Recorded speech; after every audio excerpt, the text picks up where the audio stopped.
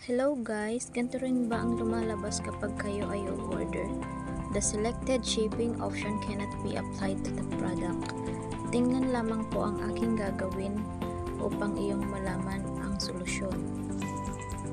Pumunta lamang po sa product na iyong bibilhin.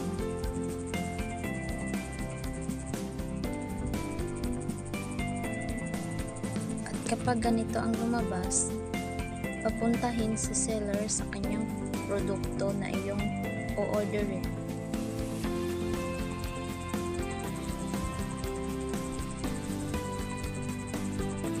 Pag pumunta na sa seller sa kanyang account, hahanapin niya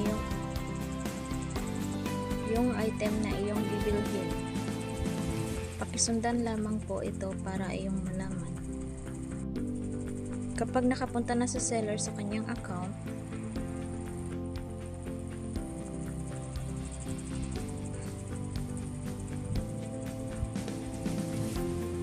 i-edit lang ang kanyang category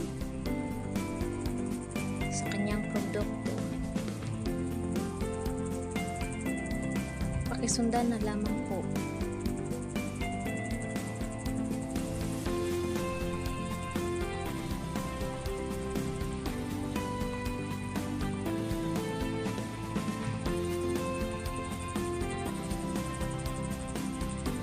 Kapag naayos na ni seller ang kanyang produkto at napalitan na ang category, maaari ka nang pumunta sa iyong account at select mo lamang ang iyong o-orderin. At matitingnan mo kung pwede ka nang umorder. Tulad na lamang po nitong ginagawa ko. Pakisundan na lamang po.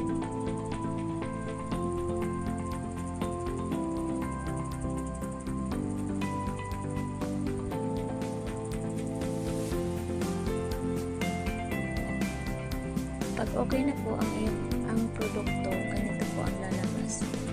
Okay na po siya. Pwede ka na pong umorder. Maraming salamat.